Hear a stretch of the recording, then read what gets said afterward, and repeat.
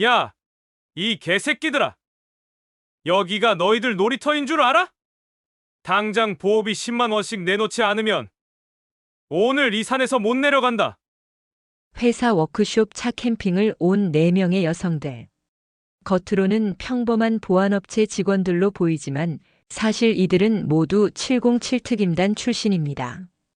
평화로운 캠핑장에 나타난 잔혹한 조폭들이 선량한 시민들을 위협하기 시작하면서 4명의 전직 여군들의 숨겨진 정체가 서서히 드러나게 되는데, 여기서 잠깐 구독과 좋아요를 눌러주시고 영상을 시청해주세요.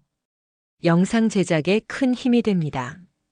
어디에서 영상을 시청하고 계신지 댓글로 남겨주세요. 다음 이야기 속에 반영하겠습니다. 그럼 지금부터 오늘의 이야기 들려드릴게요. 편안한 시청하시고 오늘도 행복하세요. 그날 오후 5시 설악산 자락의 작은 캠핑장은 평화로웠습니다. 주말을 맞아 여러 가족들이 찾아와 텐트를 치고 있었어요. 아이들의 웃음소리가 산속 공기를 가르며 퍼져나갔죠. 캠핑장 한편에는 4명의 여성이 함께 텐트를 치고 있었습니다. 이수진을 비롯해 김민지, 박소영, 최은혜까지. 언뜻 보기에는 회사 동료들이 워크숍 차 캠핑을 온 것처럼 보였어요. 수진이 말했습니다.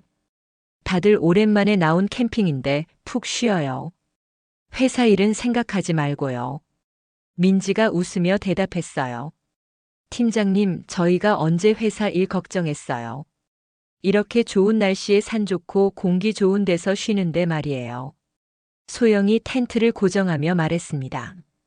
정말 오랜만이네요. 이렇게 4명이 함께 야외 활동하는 게. 은혜가 차분하게 대답했어요. 그러게요. 예전 생각도 나고요. 4명의 여성들은 평범한 캠핑복을 입고 있었지만 텐트를 치는 손길이 놀라울 정도로 능숙했어요. 마치 야전에서 수없이 텐트를 쳐본 듯한 움직임이었죠. 하지만 겉으로 보기에는 그저 회사 워크숍을 온 평범한 직장 여성들일 뿐이었습니다. 그들의 옆자리에는 박지영 씨와 8살 딸 태호가 텐트를 치고 있었어요. 싱글맘인 지영 씨는 혼자서 아이와 함께 캠핑을 왔는데 서툰 손길로 텐트를 고정하느라 애를 먹고 있었죠. 태호가 말했어요. 엄마 아빠가 있었으면 금방 쳤을 텐데. 지영 씨의 눈가가 순간 붉어졌지만 금세 밝은 표정을 지으며 대답했습니다. 괜찮아. 우리 태호랑 엄마가 힘을 합치면 뭐든 할 수 있어. 수진이 그 모습을 보고 있다가 동료들에게 말했어요. 저분 혼자 힘들어 보이는데 도와드릴까요? 민지가 먼저 일어났습니다. 네, 같이 도와드려요. 4명이 함께 다가가서 도왔어요. 수진이 말했습니다. 도와드릴게요. 혼자서는 좀 힘드실 것 같은데요. 지영 씨가 고마워하며 도움을 받았습니다. 4명이 도와주자 텐트가 금세 완성됐어요. 태호가 신나서 박수를 쳤죠. 정말 고마워요. 언니들 너무 잘하시네요.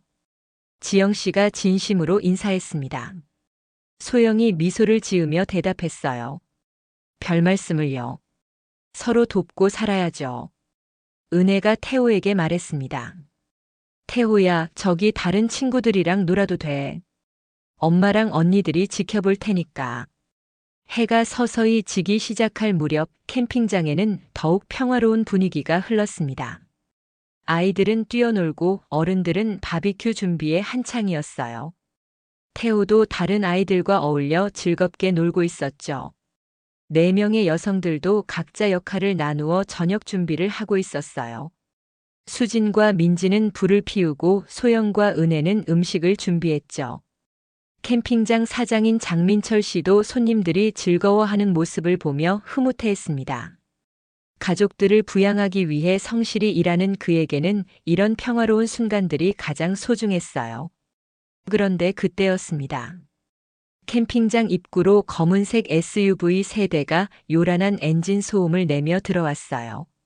차 안에서 울려 퍼지는 시끄러운 음악과 함께 험상궂은 남자들이 우르르 내렸습니다. 수진이 동료들에게 조용히 말했어요.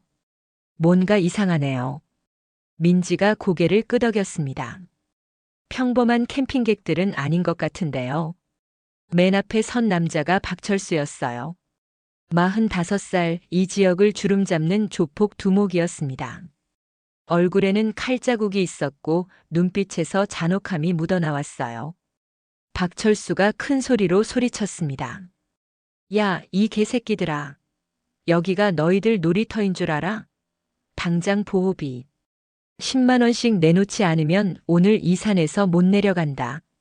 평화롭던 캠핑장이 순식간에 아수라장이 됐어요. 아이들이 울음을 터뜨리기 시작했고 어른들은 당황해서 어쩔 줄 몰라 했죠. 김영호가 큰 소리로 덧붙였습니다. 뭘 쳐다봐, 이 병신들아. 돈 없으면 당장 짐 싸고 꺼져. 아니면 맛 좀 볼래? 4명의 여성들은 서로 눈빛을 주고받았어요. 수진이 작은 목소리로 말했습니다.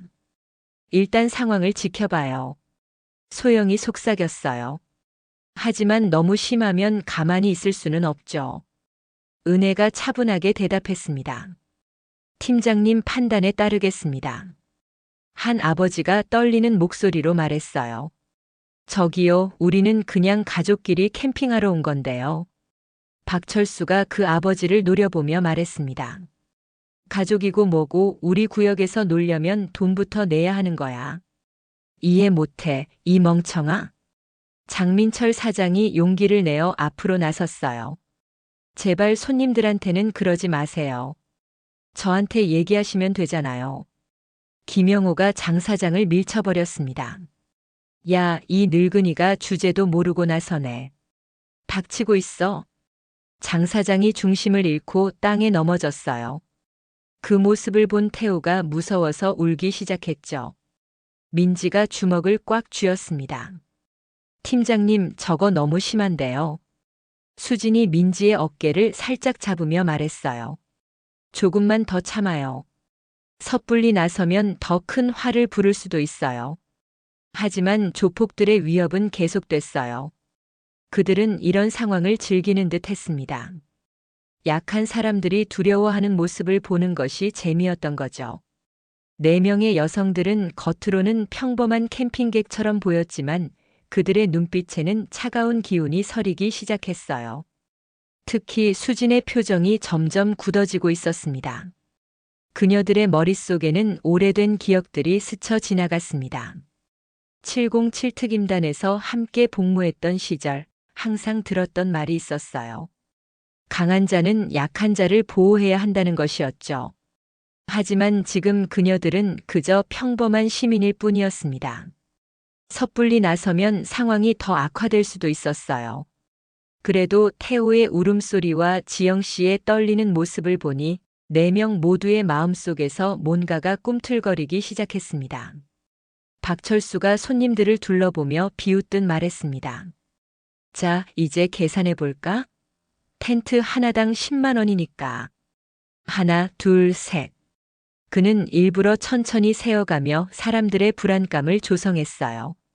캠핑장에 있던 가족들의 얼굴이 점점 창백해졌습니다. 김영호가 큰 소리로 말했습니다. 야, 빨리 돈 꺼내. 우리 시간 없어. 안 내면 텐트고 뭐고 다 박살낼 거야. 한 중년 남성이 떨리는 목소리로 말했어요. 저기요, 우리는 정말 그냥 가족끼리 캠핑하러 온 건데. 그런 돈은 없어요. 박철수의 얼굴이 험악해졌습니다. 돈이 없다고? 그럼 뭐로 여기 왔어, 공짜로? 그 순간 김영호가 그 남성에게 다가가서 가슴팍을 밀쳤어요. 남성이 뒤로 넘어지면서 텐트에 부딪혔습니다. 아내와 아이들이 비명을 지르며 달려왔죠. 수진이 동료들을 바라봤습니다. 민지의 주먹이 떨리고 있었고 소영의 얼굴이 굳어 있었어요. 은혜는 차분해 보였지만 눈빛이 차갑게 변해 있었습니다. 민지가 작은 목소리로 말했어요. 팀장님, 이거 너무 심한데요. 저런 식으로 하면. 수진이 조용히 대답했습니다. 조금만 더 기다려봐요. 우리가 섣불리 나서면 상황이 더 복잡해질 수 있어요. 하지만 조폭들의 행동은 점점 더 과격해졌습니다. 박철수가 장민철 사장에게 다가가며 말했어요. 야, 영감. 내가 이 캠핑장 사장이지? 그럼 넌 따로 계산이야. 장 사장이 겁에 질린 목소리로 대답했습니다. 저는 그냥 캠핑장 운영만 하는 사람이에요. 제발. 김영호가 장 사장의 멱살을 잡았습니다. 뭘 제발이야. 이 동네에서 장사하려면 우리한테 상납금 내야 하는 거 몰라. 장 사장이 바닥에 무릎을 꿇었어요. 정말 돈이 없어요. 캠핑장도 겨우겨우 운영하고 있는데. 박철수가 발로 장 사장의 어깨를 밀어버렸습니다. 거짓말하지 마. 주말마다 손님들이 오는데 돈이 없을 리가 있나? 그 모습을 본 다른 캠핑객들이 더욱 움츠러들었어요. 아이들은 부모 뒤에 숨어서 울고 있었고 어른들은 어떻게 해야 할지 몰라 하고 있었죠. 소영이 참지 못하고 일어서려 했지만 은혜가 손목을 잡았어요. 아직이에요. 팀장님 신호를 기다려야 해요. 그때 박지영 씨가 태우를 꼭 안고 있는 모습이 박철수의 눈에 들어왔습니다. 그는 비웃으며 그쪽으로 걸어갔어요. 야, 저기 엄마. 애 데리고 캠핑 왔네. 애 아빠는 어디 갔어? 지영 씨가 떨리는 목소리로 대답했습니다. 저희는 그냥 조용히 있을게요. 돈도 낼게요. 박철수가 크게 웃었습니다. 돈도 낸다고? 그럼 얼마나 낼 건데? 지영 씨가 가방을 뒤져서 지갑을 꺼냈어요. 지갑 안에는 몇만 원밖에 없었습니다. 이것밖에 없어요. 정말 이게 다예요. 김영호가 지갑을 빼앗아 들여다봤습니다. 뭐야, 이게 다야? 10만 원도 안 되잖아. 박철수가 태호를 보며 말했어요. 야, 꼬마야. 내 엄마가 돈이 없다는데 어떻게 하지? 태호가 무서워서 울면서 엄마 뒤로 숨었습니다. 그 모습을 본 박철수가 더욱 비웃었어요. 애까지 데리고 와서 이 모양이야? 그럼 애라도 담보로 잡아갈까? 지영 씨가 소스라치게 놀라며 딸을 더욱 꼭 안았습니다. 제발 그러지 말아요. 아이는 잘못이 없어요. 김영호가 지영 씨에게 다가가며 말했습니다. 그럼 엄마가 대신 뭔가 해줘야지. 안 그래? 그 순간이었어요. 수진의 눈빛이 완전히 변했습니다. 동료들도 마찬가지였죠. 민지는 이미 일어설 준비를 하고 있었고 소영과 은혜도 긴장한 상태였어요. 수진이 작은 목소리로 말했습니다. 이제 됐어요. 더 이상은 안 돼. 하지만 그녀는 아직 조금 더 기다렸습니다. 확실한 명분이 필요했거든요. 섣불리 나서서 자신들의 정체가 드러나는 것도 위험했고 상황을 더 악화시킬 수도 있었으니까요. 박철수가 지영 씨에게 더욱 가까이 다가갔습니다. 자, 그럼 이렇게 하자. 돈 대신 다른 걸로 계산하면 되잖아. 그의 말투와 눈빛에서 불순한 의도가 느껴졌어요. 지영 씨의 얼굴이 새하얗게 질렸습니다. 김영호도 비웃으며 말했습니다. 그래, 돈이 없으면 몸으로라도 때워야지. 다른 캠핑객들이 이 모든 상황을 지켜보고 있었지만 아무도 나서지 못했어요. 조폭들이 너무 무서웠거든요. 수진이 동료들에게 눈짓을 했습니다. 이제 더 이상 참을 수 없다는 신호였어요. 민지가 고개를 끄덕였고 소영과 은혜도 준비 자세를 취했습니다. 하지만 그때 박철수가 갑자기 4명의 여성들을 바라봤어요. 야, 거기 앉아있는 여자들. 너희는 뭐야? 돈 낼 거야, 말 거야? 수진이 최대한 평범하게 대답했습니다. 저희는 회사 워크숍 차온 거예요. 돈은 낼 수 있어요. 박철수가 비웃었습니다. 회사 워크숍? 그럼 회사에서 돈 많이 받겠네. 너희는 한 명당 20만 원씩 내라. 민지가 깜짝 놀라며 말했어요. 20만 원이요? 그건 너무 비싸지 않아요? 김영호가 민지에게 다가가며 위협했습니다. 뭐? 비싸다고? 야, 이년아. 우리가 장난하는 줄 알아? 그 순간 소영이 일어서려 했지만 수진이 눈빛으로 제지했어요. 아직 때가 아니었습니다. 하지만 상황은 점점 더 악화되고 있었어요. 조폭들의 요구는 갈수록 과해졌고 선량한 시민들은 공포에 떨고 있었습니다. 과연 수진과 동료들은 언제까지 참고 있을 수 있을까요? 박철수가 지영 씨 앞에 쪼그려 앉으며 음흉한 웃음을 지었습니다. 자, 예쁜 엄마. 돈이 없으면 다른 방법이 있잖아. 우리랑 좀 친해져 볼까? 지영 씨가 태우를 더욱 꼭 안으며 뒷걸음질 쳤어요. 제발, 제발 그만해 주세요. 아이 앞에서 그러지 말아요. 김영호가 큰 소리로 웃었습니다. 아이 앞에서? 그럼 아이는 어디 맡겨놓고 우리랑 따로 얘기할까? 태우가 무서워서 엄마 품에서 더욱 세게 울기 시작했어요. 그 울음소리가 캠핑장 전체에 울려 퍼졌습니다. 수진의 주먹이 하얗게 쥐어졌어요. 동료들도 마찬가지였죠. 민지는 이미 몸을 반쯤 일으키고 있었고 소영의 얼굴에는 분노가 가득했습니다. 은혜가 작은 목소리로 말했어요. 팀장님, 이제 정말 안 되겠는데요.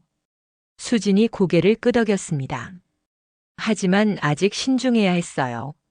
한번 나서면 돌이킬 수 없었거든요. 그때 박철수가 지영 씨의 팔을 잡았습니다. 야, 도망가지 마. 우리가 무서워? 별거 아니야. 조금만 친하게 지내면 돼. 지영 씨가 팔을 빼려고 애썼지만 박철수의 힘이 더 셌어요. 놓아주세요. 제발 놓아주세요. 다른 캠핑객들이 이 광경을 보고 있었지만 아무도 나서지 못했습니다.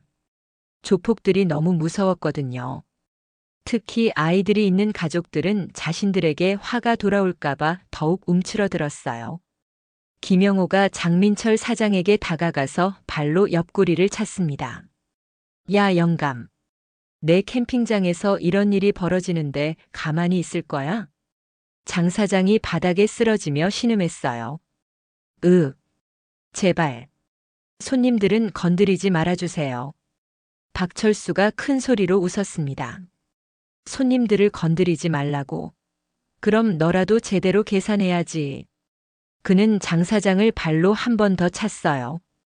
장 사장이 고통스러워하는 모습을 보며 다른 부하들도 웃었습니다. 수진이 더 이상 참을 수 없다는 표정을 지었어요. 하지만 그 순간 더 충격적인 일이 벌어졌습니다. 박철수가 지영 씨를 강제로 일으켜 세우며 말했어요. 자, 이제 우리 차로 가자. 거기서 천천히 얘기하면 돼. 지영 씨가 필사적으로 저항했습니다. 안 돼요. 내 아이가 있어요. 태우야, 엄마 가지 마. 태우가 엄마를 잡으려고 손을 뻗었지만 김영호가 아이를 밀쳐버렸어요. 태우가 바닥에 넘어지면서 무릎을 다쳤습니다. 아야. 태우가 울면서 무릎을 부여잡았어요. 피가 조금 나고 있었죠. 바로 그 순간이었습니다. 수진의 이성이 완전히 끊어졌어요. 민지가 수진을 보며 말했습니다. 팀장님, 이제 됐죠? 수진이 차갑게 대답했습니다. 네. 이제 됐어요. 소영이 일어서며 말했어요. 드디어네요. 은혜도 조용히 일어섰습니다. 오랜만이네요, 이런 상황이. 4명의 여성이 동시에 일어났어요. 그들의 분위기가 완전히 바뀌었습니다. 평범한 직장 여성들의 모습은 온데간데 없었죠. 수진이 앞으로 한 걸음 나서며 말했습니다. 거기까지입니다. 박철수가 수진을 보며 비웃었어요. 뭐야, 인연이? 끼어들지 마. 다쳐도 몰라. 김영호도 덧붙였습니다. 야, 너희 4명이 뭘 할 수 있다고 나서? 가만히 있어, 얌전히. 하지만 수진의 눈빛을 본 순간 그들도 뭔가 이상함을 느꼈어요. 평범한 여성의 눈빛이 아니었거든요. 수진이 차분하지만 위협적인 목소리로 말했습니다. 그 아이와 어머니에게서 손 떼세요. 그리고 지금 당장 이곳을 떠나세요. 박철수가 어이없다는 듯 웃었습니다. 야, 이 미친년이 우리한테 명령해? 너 죽고 싶어? 민지가 한 걸음 더 다가서며 말했어요. 경고했는데도 안 들으시네요. 소영과 은혜도 양쪽에서 포위하듯 움직였어요. 그들의 움직임에는 일반인과는 다른 뭔가가 있었습니다. 김영호가 수진에게 다가가며 협박했습니다. 야, 이년아. 마지막 경고다. 꺼지지 않으면 정말 다친다. 그는 수진의 어깨에 손을 올리려 했어요. 하지만 그 순간 수진이 번개같이 움직였습니다. 김영호의 손목을 잡고 비틀면서 그를 바닥에 넘어뜨렸어요. 그 속도와 정확성이 놀라울 정도였죠. 아! 김영호가 바닥에 쓰러지면서 손목을 부여잡았습니다. 박철수와 다른 부하들이 깜짝 놀랐어요. 이게 뭔 일이야? 민지가 말했습니다. 팀장님, 이제 숨길 필요 없겠네요. 수진이 고개를 끄덕였어요. 그래요. 이제 정체를 숨길 이유가 없어요. 소영이 박철수를 바라보며 말했습니다. 마지막 기회예요. 지금 당장 사과하고 떠나세요. 은혜가 덧붙였어요. 아니면 후회하게 될 거예요. 하지만 박철수는 아직도 상황을 이해하지 못했어요. 그는 분노에 차서 소리쳤습니다. 야, 이년들이 정말 미쳤나? 우리가 누군지 알아? 너희 따위가 우리한테 대들어? 그는 다른 부하들에게 신호를 보냈어요. 야들아, 저년들 혼내줘. 하지만 부하들은 뭔가 이상함을 느끼고 있었어요. 4명의 여성들에게서 느껴지는 분위기가 심상치 않았거든요. 수진이 마지막으로 말했습니다. 정말 마지막 경고입니다. 지금 당장 이곳을 떠나세요. 박철수가 칼을 꺼내며 위협했어요. 경고는 개뿔. 너희부터 혼내주고 저 여자 데리고 갈 거야. 그 순간 수진의 표정이 완전히 바뀌었습니다. 이제 더 이상 평범한 시민이 아니었어요. 3번째 장이 이렇게 끝났습니다. 이제 진짜 대결이 시작될 차례였어요. 박철수가 칼을 들고 수진에게 달려들었습니다. 하지만 그 순간 믿을 수 없는 일이 벌어졌어요. 수진이 마치 춤을 추듯 자연스럽게 몸을 돌리며 박철수의 공격을 피했습니다. 그리고 그의 손목을 정확하게 잡아 비틀었어요. 아! 박철수가 비명을 지르며 칼을 떨어뜨렸습니다. 민지가 동시에 움직여서 달려오는 다른 조폭을 제압했어요. 그녀의 움직임은 마치 훈련된 군인 같았습니다. 캠핑장에 있던 사람들이 모두 입을 벌리고 지켜봤어요. 평범해 보이던 4명의 여성들이 순식간에 조폭들을 제압하고 있었거든요. 소영이 김영호에게 다가가서 말했습니다. 아직도 이해 못하시겠어요? 김영호가 바닥에서 일어나려 했지만 소영이 발로 그의 가슴을 눌렀어요. 움직이지 마세요. 다칠 수 있어요. 은혜는 다른 부하들을 상대하고 있었어요. 3명이 동시에 달려들었지만 은혜는 전혀 당황하지 않았습니다. 그녀가 첫 번째 조폭의 주먹을 맞고 무릎으로 배를 가격했어요. 2번째는 팔꿈치로 목을 쳤고 3번째는 다리를 걸어 넘어뜨렸죠. 모든 일이 채 1분도 걸리지 않았어요. 순식간에 조폭들이 모두 바닥에 쓰러져 있었습니다. 박철수가 믿을 수 없다는 표정으로 말했어요. 너희들이 뭐야? 대체 정체가 뭐야? 수진이 박철수를 내려다보며 차갑게 말했습니다. 그냥 평범한 회사원들이에요. 다만 예전에 좀 다른 일을 했을 뿐이죠. 민지가 웃으며 덧붙였어요. 맞아요. 우리는 그냥 보안업체에서 일하는 평범한 직원들이에요. 하지만 그들의 움직임은 전혀 평범하지 않았어요. 마치 수년간 함께 훈련받은 특수부대원들 같았거든요. 장민철 사장이 바닥에서 일어나며 놀라워했습니다. 아가씨들이 어떻게 이렇게... 수진이 장 사장을 도우며 말했어요. 괜찮으세요? 다치신 곳은 없으세요? 아니요, 괜찮습니다. 정말 고맙습니다. 장 사장이 감사 인사를 했어요. 지영 씨가 태우를 안고 수진에게 다가왔습니다. 정말 고마워요. 어떻게 감사 인사를 드려야 할지. 수진이 태호의 무릎을 살펴보며 말했어요. 괜찮아요. 우리가 해야 할 일을 한 것뿐이에요. 태호야, 무릎은 어때? 아직 좀 아파요. 태호가 눈물을 훔치며 대답했어요. 소영이 구급 상자를 가져와서 태호의 무릎을 치료해줬어요. 그녀의 손길이 놀라울 정도로 능숙했습니다. 이상하네, 아가씨가 응급처치를 정말 잘하시네요. 지영 씨가 말했어요. 은혜가 대답했습니다. 저희 회사에서 안전교육을 많이 받거든요. 하지만 다른 캠핑객들은 아직도 믿기 어렵다는 표정이었어요. 평범한 보안업체 직원들이 저렇게 할 수 있을까 싶었거든요. 박철수가 바닥에서 일어나려 했지만 민지가 그를 제지했어요. 아직 일어나면 안 돼요. 우리 얘기가 끝나지 않았거든요. 김영호가 겁에 질린 목소리로 말했습니다. 너희들 대체 뭐야? 일반인이 아니잖아. 수진이 김영호를 내려다보며 말했어요. 우리가 뭔지는 중요하지 않아요. 중요한 건 여기 있는 선량한 사람들을 괴롭히지 말라는 거예요. 소영이 덧붙였습니다. 그리고 다시는 이런 식으로 약한 사람들을 위협하지 마세요. 은혜가 차갑게 말했어요. 특히 아이들과 여성들에게는 절대로 손대지 마세요. 조폭들이 서로 눈빛을 주고받았어요. 이들이 보통 사람들이 아니라는 걸 이제야 깨달았거든요. 박철수가 떨리는 목소리로 물었습니다. 너희들, 혹시 경찰이야? 민지가 웃으며 대답했어요. 경찰이면 이미 수갑을 채웠겠죠. 그럼 뭐야? 김영호가 다시 물었어요. 수진이 의미심장하게 말했습니다. 그냥 나쁜 놈들을 싫어하는 평범한 시민들이에요. 하지만 그들의 말투와 행동에서는 뭔가 다른 것이 느껴졌어요. 마치 오랫동안 함께 임무를 수행해온 팀 같았거든요. 다른 캠핑객 중 한 명이 조심스럽게 물었습니다. 아가씨들이 무술을 배우셨나요? 은혜가 대답했어요. 취미로 조금씩 배웠어요.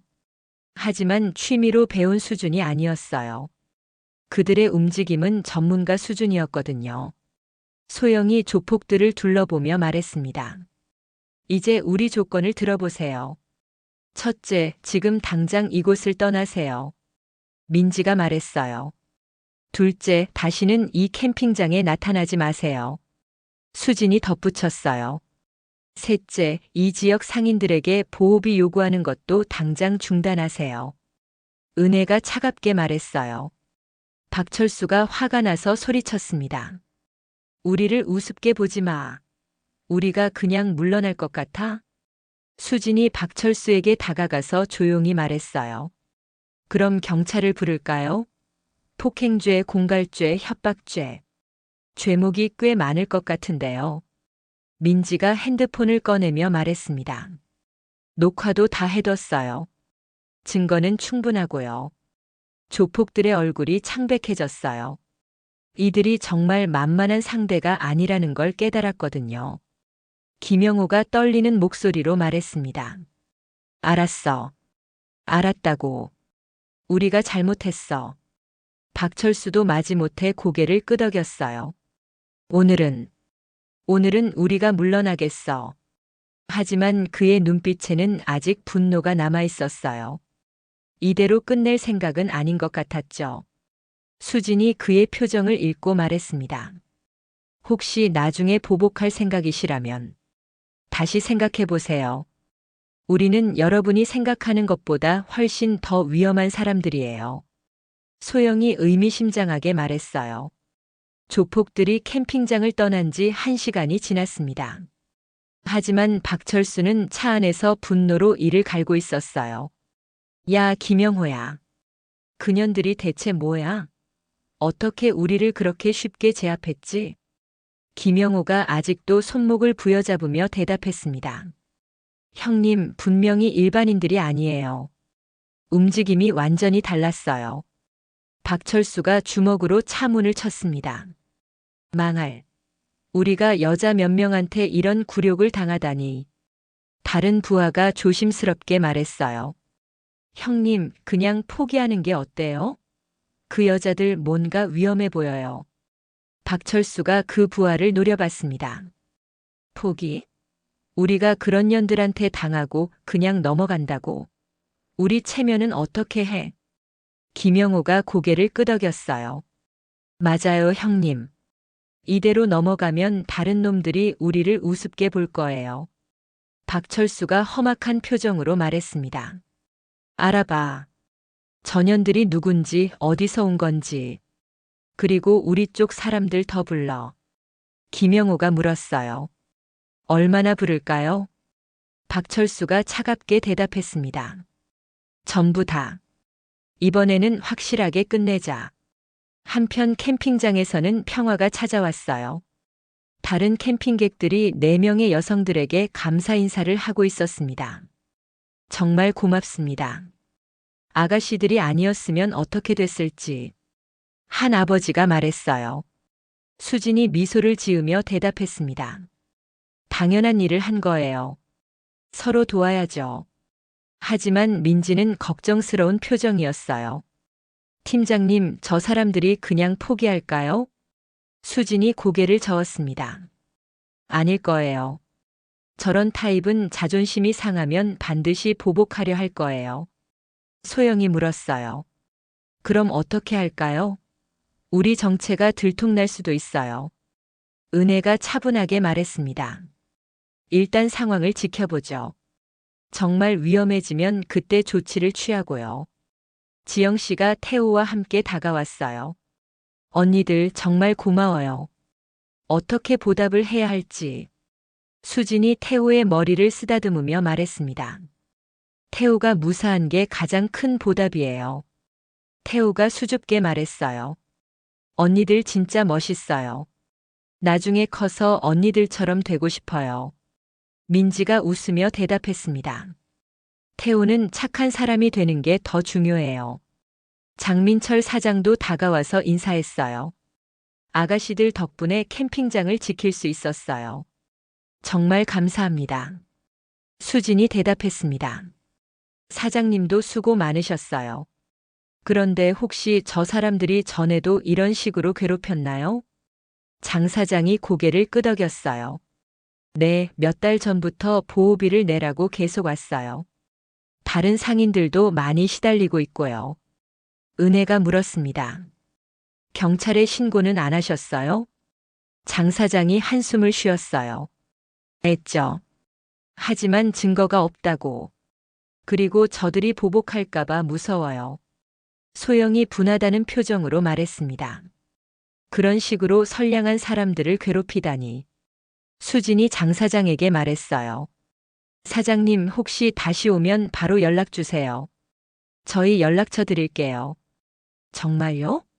그렇게 해주시면 정말 감사하죠. 장 사장이 기뻐했어요. 하지만 수진은 마음이 편하지 않았어요. 박철수 같은 인간은 분명히 다시 올 거였거든요. 그것도 더 많은 사람들과 함께. 민지가 수진에게 작은 목소리로 말했어요.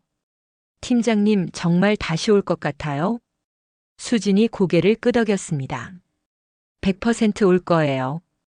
그리고 이번에는 더 많은 인원과 함께 올 거고요. 그럼 우리는 어떻게 해야 할까요? 소영이 물었어요. 수진이 생각에 잠겼습니다. 우리가 할 수 있는 일은 한정적이에요. 정체를 숨기면서 이런 일을 계속할 수는 없거든요. 은혜가 제안했어요. 그럼 아예 확실하게 끝내버리는 건 어떨까요? 무슨 뜻이에요? 민지가 물었어요. 은혜가 설명했습니다. 저들이 다시 와서 문제를 일으키기 전에 우리가 먼저 경찰에 신고하는 거예요. 증거도 있고. 수진이 고개를 저었어요. 그렇게 되면 우리도 조사받아야 해요. 그럼 정체가 들통날 수 있고요. 소영이 걱정스럽게 말했습니다. 그럼 정말 답이 없네요. 수진이 멀리 산을 바라보며 말했어요. 아니에요. 방법이 있어요. 다만, 좀 위험할 수도 있어요. 어떤 방법이에요? 3명이 동시에 물었어요. 수진이 돌아서며 말했습니다. 저들이 다시 오면 이번에는 확실하게 끝내는 거예요. 다시는 이런 짓을 못하도록. 민지가 걱정스럽게 말했어요. 하지만 그러면 우리 정체가. 수진이 단호하게 대답했습니다. 그때는 어쩔 수 없죠. 선량한 사람들을 지키는 게 더 중요해요. 은혜가 고개를 끄덕였어요. 맞아요. 우리가 왜 707 특임단에 들어갔는지 생각해 보세요. 소영도 동의했습니다. 약한 사람들을 보호하기 위해서였죠. 4명의 여성들이 서로를 바라봤어요. 그들의 눈빛에는 결의가 서려 있었습니다. 수진이 말했습니다. 그럼 결정했어요. 저들이 다시 오면 그때는 정체를 숨기지 않겠어요. 그때 갑자기 장 사장이 급하게 달려왔어요. 아가씨들, 큰일 났어요. 무슨 일이세요? 수진이 물었어요. 장 사장이 숨을 헐떡이며 말했습니다. 저들이 다시 와요. 그런데 이번에는 차가 10대가 넘어요. 4명의 여성들이 서로 눈빛을 주고받았어요. 드디어 그 순간이 온 것 같았습니다. 수진이 동료들에게 말했어요. 준비되셨나요? 민지가 대답했습니다. 언제든지요. 소영도 고개를 끄덕였어요. 오랜만에 제대로 해보죠. 은혜가 차분하게 말했습니다. 이번에는 확실하게 끝내요. 캠핑장 입구로 검은색 SUV들이 연달아 들어오기 시작했습니다. 1대, 2대, 3대. 총 12대의 차량이 캠핑장을 포위하듯 배치됐어요. 박철수가 첫 번째 차에서 내리며 큰 소리로 소리쳤습니다. 야, 어디 숨었어? 아까 그 건방진 년들 나와. 이번에는 정말 많은 인원이 왔어요. 차에서 내린 조폭들이 30명이 넘었습니다.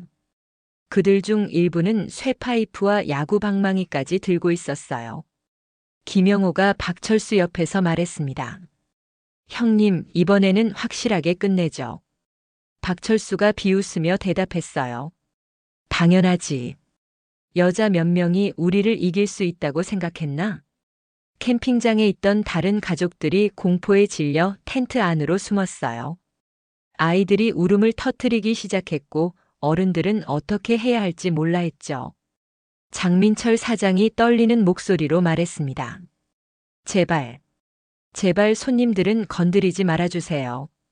박철수가 장 사장을 발로 차며 소리쳤어요. 닥쳐 영감. 오늘은 너도 가만 안 둘 거야. 수진과 동료들은 상황을 지켜보고 있었어요. 예상보다 훨씬 많은 인원이 온 것이었습니다. 민지가 작은 목소리로 말했어요. 팀장님, 너무 많은데요. 30명이 넘어 보여요. 수진이 차분하게 대답했습니다. 상관없어요. 우리가 해왔던 일들을 생각해 보세요. 소영이 걱정스럽게 말했습니다. 하지만 일반인들이 너무 많아요.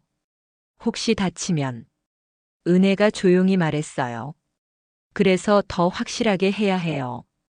빨리 끝내야 피해를 최소화할 수 있어요. 박철수가 캠핑장을 둘러보며 소리쳤습니다. 어디 있어? 아까 그 건방진 년들. 숨어있지 말고 나와. 김영호가 텐트들을 하나씩 뒤지기 시작했어요. 나와, 이년들아. 숨어봤자 소용없어. 그 순간 지영 씨의 텐트에서 태호의 울음소리가 들렸습니다. 조폭 중 한 명이 그쪽으로 향했어요. 야, 여기 애가 있네. 이 애라도 잡고 있으면 나올 거 아니야? 수진의 표정이 완전히 굳어졌습니다. 더 이상 참을 수 없었어요. 이제 됐어요. 수진이 일어서며 말했습니다. 민지, 소영, 은혜도 동시에 일어섰어요. 4명의 여성이 조폭들 앞에 나타났습니다. 박철수가 비웃으며 말했어요. 드디어 나왔네. 아까는 운이 좋았지만 이번에는 다를 거야. 수진이 냉정하게 대답했습니다. 마지막 경고예요. 지금 당장 이곳을 떠나세요. 김영호가 큰 소리로 웃었습니다. 마지막 경고. 너희가 우리한테? 지금 몇 대 몇인지 알아? 민지가 한 걸음 앞으로 나서며 말했어요. 숫자가 중요한 게 아니에요. 소영도 덧붙였습니다. 질이 중요하죠. 은혜가 차갑게 말했어요. 그리고 우리는 여러분들과는 차원이 다른 사람들이에요. 박철수가 부하들에게 신호를 보냈습니다. 야들아, 저 건방진 년들 혼내줘. 하지만 죽이지는 마. 재미있게 놀아야지. 조폭들이 무기를 들고 4명의 여성들을 포위하기 시작했어요. 상황이 정말 위험해 보였습니다. 하지만 그 순간 수진이 동료들에게 말했어요. 이제 숨길 필요 없어요. 진짜 모습을 보여주세요. 4명의 여성들의 분위기가 완전히 바뀌었습니다. 평범한 직장 여성들의 모습은 온데간데 없었어요. 수진이 박철수를 똑바로 바라보며 말했습니다. 저희를 소개하겠어요. 저희는 707특임단 출신입니다. 707특임단. 김영호가 당황하며 물었어요. 민지가 설명했습니다. 대한민국 최고의 특수부대 중 하나죠. 소영이 덧붙였어요. 대테러 작전과 인질구조가 전문이고요. 은혜가 차갑게 말했습니다. 그리고 여러분 같은 불량배들을 제압하는 것도 우리 업무 중 하나였어요. 조폭들의 얼굴이 창백해지기 시작했어요. 707특임단이라는 이름을 들어본 사람들도 있었거든요. 박철수가 당황하며 말했습니다. 거짓말이야. 특수부대가 왜 여기 있어? 수진이 대답했어요. 전역했어요. 하지만 훈련은 몸에 배어 있죠. 민지가 웃으며 말했습니다. 그리고 나쁜 놈들을 보면 참을 수가 없어요. 소영이 주먹을 쥐며 말했어요. 특히 약한 사람들을 괴롭히는 쓰레기들은요. 은혜가 조폭들을 둘러보며 말했습니다. 지금이라도 늦지 않았어요. 무릎 꿇고 사과하세요. 하지만 박철수는 아직도 현실을 받아들이지 못했어요. 거짓말하지 마. 우리가 몇 명인데. 그는 부하들에게 소리쳤습니다. 야들아, 뭘 쫄고 있어? 그냥 여자들이야. 덤벼. 하지만 부하들도 주저하고 있었어요. 707특임단이라는 말이. 그들에게는 충격이었거든요. 수진이 마지막으로 말했습니다. 정말 마지막 기회예요. 지금 당장 무릎 꿇고 사과하세요. 박철수가 분노에 차서 소리쳤어요. 절대 안 돼. 우리가 여자들한테 무릎 꿇을 수는 없어. 그 순간 수진이 동료들에게 눈짓을 했습니다. 이제 정말로 끝낼 때가 온 것 같았어요. 알겠습니다. 그럼 직접 보여드리겠어요. 707특임단이 뭔지 말이에요. 박철수가 부하들에게 소리쳤습니다. 야들아, 뭘 쫄고 있어? 707특임단이고 뭐고 그냥 여자 4명이야. 덤벼. 조폭들이 야구방망이와 쇠파이프를 들고 4명의 여성들을 향해 달려들기 시작했어요. 하지만 그 순간 놀라운 일이 벌어졌습니다. 수진이 첫 번째로 달려드는 조폭의 야구방망이를 맨손으로 잡았어요. 그리고 순식간에 비틀어서 그를 바닥에 넘어뜨렸습니다. 민지는 2명이 동시에 덤비는 상황에서도 전혀 당황하지 않았어요. 한 명의 쇠파이프를 피하면서 다른 한 명을 팔꿈치로 가격했죠. 소영은 마치 춤을 추듯 유연하게 움직이며 3명의 공격을 동시에 피했습니다. 그리고 연속으로 정확한 타격을 가해 모두 무력화시켰어요. 은혜는 가장 침착했어요. 상대방의 움직임을 완전히 읽고 있는 듯 했습니다. 공격해오는 조폭들을 하나씩 정확하게 제압해 나갔죠. 캠핑장에 있던 사람들이 입을 벌리고 지켜봤어요. 이건 영화에서나 볼 법한 장면이었거든요. 장민철 사장이 감탄하며 말했습니다. 세상에 정말 707특임단이었구나. 지영 씨도 태우를 안고 놀라워했어요. 와, 언니들이 정말 대단해요. 불과 3분도 안 되어 조폭 15명이 바닥에 쓰러져 있었습니다. 4명의 여성들은 숨 하나 거칠지 않았어요. 박철수가 믿을 수 없다는 표정으로 말했습니다. 에이, 이럴 수가. 어떻게 이런 일이. 김영호가 떨리는 목소리로 말했어요. 형님, 정말로 707특임단인 것 같아요. 저런 실력은. 수진이 박철수에게 다가가며 말했습니다. 이제 믿으시겠어요? 우리가 누구인지. 민지가 덧붙였습니다. 그리고 이건 우리 실력의 30%도 안 돼요. 소영이 웃으며 말했어요. 진짜 임무 때는 이보다 훨씬 더 위험한 상황들을 처리했거든요. 은혜가 차갑게 말했습니다. 테러범들, 무장 강도들. 여러분보다 훨씬 위험한 적들과 싸워왔어요.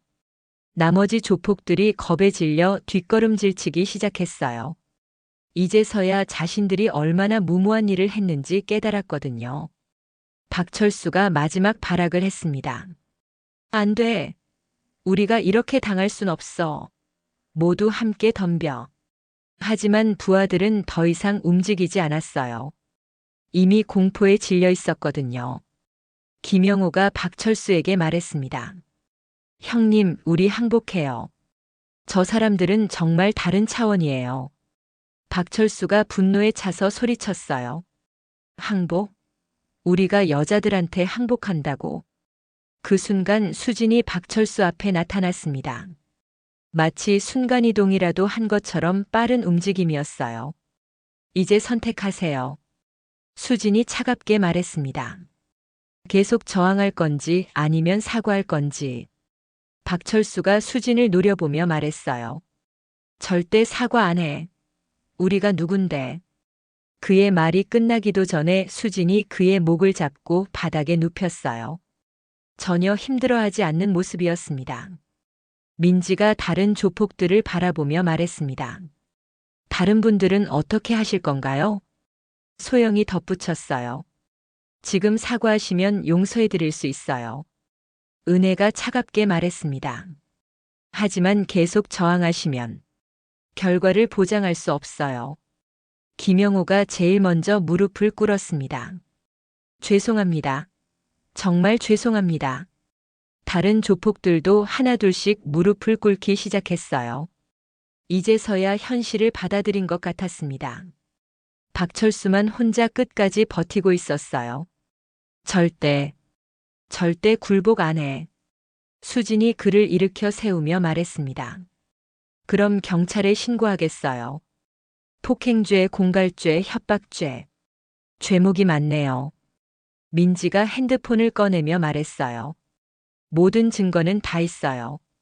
녹화도 완벽하고요. 소영이 덧붙였습니다. 그리고 저희가 증인이에요. 707 특임단 출신의 증언이면 법정에서 상당한 효력이 있을 거예요. 은혜가 마지막으로 말했어요. 마지막 기회예요. 지금 사과하고 다시는 이런 짓 안 하겠다고 약속하세요. 박철수의 얼굴이 창백해졌어요. 감옥에 가는 것과 사과하는 것 중에 선택해야 했거든요. 결국 그도 무릎을 꿇었습니다. 죄송합니다. 수진이 모든 조폭들을 둘러보며 말했습니다. 이제 약속하세요. 다시는 이 지역에서 이런 짓 하지 않겠다고. 모든 조폭들이 한 목소리로 대답했어요. 약속합니다. 다시는 안 하겠습니다. 민지가 경고했습니다. 약속을 어기면 저희가 직접 찾아가겠어요. 소영이 덧붙였어요. 그때는 이렇게 봐주지 않을 거예요. 은혜가 마지막으로 말했습니다. 이제 모든 차량 가지고 즉시 떠나세요. 조폭들이 서둘러 차에 올라타기 시작했어요. 부상당한 동료들을 부축해서 차에 태우며 황급히 도망쳤습니다. 박철수가 마지막에 수진을 바라보며 말했어요. 저희가 진짜 잘못했습니다. 수진이 냉정하게 대답했습니다. 앞으로는 선량한 시민들에게 피해 주지 마세요. 모든 차량이 떠나고 나서야 캠핑장에 평화가 찾아왔어요. 하지만 분위기는 완전히 바뀌었습니다. 캠핑객들이 4명의 여성들을 바라보는 눈빛이 달랐어요. 이제 그들이 누구인지 알았거든요. 장민철 사장이 감격하며 말했습니다. 정말 고맙습니다. 707 특임단 출신이셨다니. 지영 씨도 태우와 함께 인사했어요. 언니들 덕분에 살았어요. 정말 감사해요. 수진이 미소를 지으며 말했습니다. 당연한 일을 한 거예요. 강한 자는 약한 자를 보호해야 하니까요. 조폭들이 모두 떠나고 난 후 캠핑장에는 평온이 찾아왔습니다. 하지만 모든 사람들의 시선이 4명의 여성들에게 집중돼 있었어요. 한 캠핑객이 조심스럽게 다가와서 말했습니다. 정말 707 특임단 출신이세요? 수진이 부드럽게 미소 지으며 대답했어요. 네, 맞아요. 하지만 지금은 그냥 평범한 회사원들이에요. 민지가 덧붙였습니다. 저희도 평범하게 살고 싶어서 전역한 거거든요. 소영이 웃으며 말했어요. 그런데 이런 일들을 보면 가만히 있을 수가 없더라고요. 은혜가 차분하게 말했습니다. 군복을 벗어도 국민을 보호하는 마음은 변하지 않아요. 지영 씨가 태우와 함께 다가와서 깊게 인사했어요. 정말 어떻게 감사 인사를 드려야 할지 모르겠어요. 태우가 수줍게 말했습니다. 언니들 진짜 영화 같았어요. 너무 멋있어요. 수진이 태우의 머리를 쓰다듬으며 말했어요. 태우야, 언니들보다 더 중요한 건 착한 마음이야. 태우가 착하게 크는 게 세상을 더 좋게 만드는 거야. 태우가 고개를 끄덕였어요. 네. 저도 나쁜 사람들로부터 약한 사람들을 지켜주는 사람이 될래요. 장민철 사장이 감격하며 말했습니다. 아가씨들 덕분에 캠핑장을 지킬 수 있었어요. 그리고 이 지역 상인들도 이제 평안하게 장사할 수 있겠어요. 수진이 대답했어요. 사장님, 앞으로도 혹시 이런 일이 생기면 바로 경찰에 신고하세요. 증거가 있으니까 이제 처벌받을 거예요. 민지가 명함을 꺼내며 말했습니다. 그리고 이건 저희 회사 명함이에요. 혹시 보안 관련해서 도움이 필요하시면 연락 주세요. 장 사장이 명함을 받으며 말했어요. 정말 고맙습니다. 평생 잊지 못할 거예요. 다른 캠핑객들도 하나둘씩 다가와서 감사 인사를 했어요. 아이들은 4명의 여성들을 영웅처럼 바라봤죠. 한 아버지가 말했습니다. 덕분에 가족들이 안전했어요. 정말 감사합니다. 어떤 어머니는 눈물을 흘리며 말했어요. 만약 아가씨들이 없었다면. 생각만 해도 끔찍해요. 소영이 모든 사람들을 바라보며 말했습니다. 저희가 특별한 게 아니에요. 여러분도 서로 도우면서 살아가시잖아요. 은혜가 덧붙였어요. 오늘 일을 통해서 우리 모두가 더 용기를 가지게 됐으면 좋겠어요. 해가 완전히 지고 캠핑장에 밤이 찾아왔습니다. 모든 사람들이 각자의 자리로 돌아가서 저녁을 준비하기 시작했어요. 지영 씨가 수진에게 다가와서 말했습니다. 언니, 정말 마지막으로 한 가지만 물어봐도 될까요? 수진이 고개를 끄덕였어요. 네, 뭐든지 물어보세요. 지영 씨가 조심스럽게 말했습니다. 707 특임단에서 나오신 이유가 혹시 이런 일들 때문인가요? 수진이 잠시 생각하더니 대답했어요. 부분적으로는 그래요. 저희는 국가를 위해 일했지만 정작 일반 시민들과는 거리가 있었거든요. 민지가 설명했습니다. 그래서 전역하고 나서 평범한 사람들과 함께 살면서 직접 도움을 주고 싶었어요. 소영이 웃으며 말했어요. 오늘 같은 일을 겪으니까 전역한 게 잘한 일 같아요. 은혜가 고개를 끄덕였습니다. 국가도 중요하지만 결국 우리가 지켜야 할 건 이런 선량한 사람들이니까요. 지영 씨가 감동하며 말했습니다. 정말 존경스러워요. 태우도 언니들 같은 사람이 됐으면 좋겠어요. 태우가 달려와서 말했어요. 엄마, 나도 나중에 707 특임대 들어갈 거야. 수진이 웃으며 말했습니다. 태우야, 특임대보다 더 중요한 건 착한 마음이야. 착한 사람이 되면 어떤 일을 해도 훌륭한 거야. 밤이 깊어갈수록 캠핑장의 분위기는 더욱 따뜻해졌어요. 사람들은 서로 음식을 나누어 먹으며 오늘 있었던 일에 대해 이야기했습니다. 4명의 여성들도 다른 캠핑객들과 함께 어울렸어요. 이제 그들은 더 이상 비밀을 숨길 필요가 없었거든요. 장민철 사장이 모든 사람들에게 말했습니다. 오늘은 정말 특별한 날이었어요. 악한 사람들이 물러가고 선한 사람들이 승리한 날이에요. 모든 사람들이 박수를 쳤어요. 특히 4명의 여성들에게 더욱 큰 박수가 쏟아졌습니다. 수진이 모든 사람들을 바라보며 말했습니다. 오늘 일을 통해서 우리 모두가 배운 게 있다면 서로 도우며 살아야 한다는 거예요. 민지가 덧붙였어요. 그리고 악한 일에는 용기를 가지고 맞서야 한다는 것도요. 소영이 말했습니다. 우리 각자가 작은 영웅이 될 수 있어요. 은혜가 마지막으로 말했어요. 강한 자는 약한 자를 보호해야 한다는 걸 잊지 마세요. 그날 밤 캠핑장에서는 진짜 공동체의 따뜻함이 느껴졌습니다. 사람들은 서로의 이야기를 나누고 아이들은 영웅담을 들으며 꿈을 키웠어요. 다음 날 아침 사람들이 하나둘씩 캠핑장을 떠나기 시작했습니다. 모든 사람들이 4명의 여성들에게 작별 인사를 했어요. 지영 씨가 마지막으로 말했습니다. 언니들 정말 고마웠어요. 태호와 저에게는 평생 잊지 못할 추억이 될 것 같아요. 태호가 수진에게 달려와서 안겼어요. 언니, 저 언니들처럼 멋진 사람이 될게요. 수진이 태호를 꼭 안으며 말했습니다. 태호야, 넌 이미 충분히 착하고 멋진 아이야. 그 마음 잃지 마. 4명의 여성들도 캠핑장을 정리하며 떠날 준비를 했어요. 이번 캠핑은 정말 잊지 못할 추억이 될 것 같았습니다. 수진이 동료들에게 말했습니다. 이번 일로 우리 정체가 알려졌지만 후회하지 않아요. 민지가 대답했어요. 저도요. 오히려 뿌듯해요. 소영이 웃으며 말했습니다. 707 특임단의 진짜 의미를 다시 깨달은 것 같아요. 은혜가 고개를 끄덕였습니다. 국민을 보호한다는 게 이런 거였구나 싶어요. 장민철 사장이 마지막으로 인사하며 말했습니다. 아가씨들 덕분에 이 지역이 평화로워질 것 같아요. 정말 감사합니다.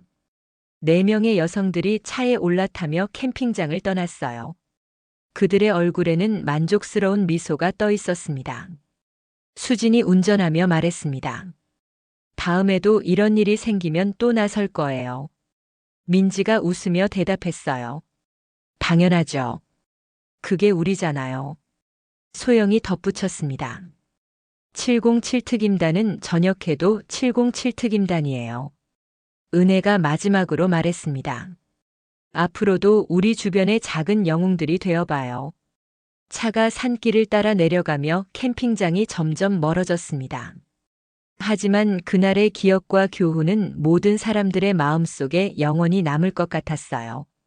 악은 반드시 징벌받고 선은 반드시 보상받는다는 것.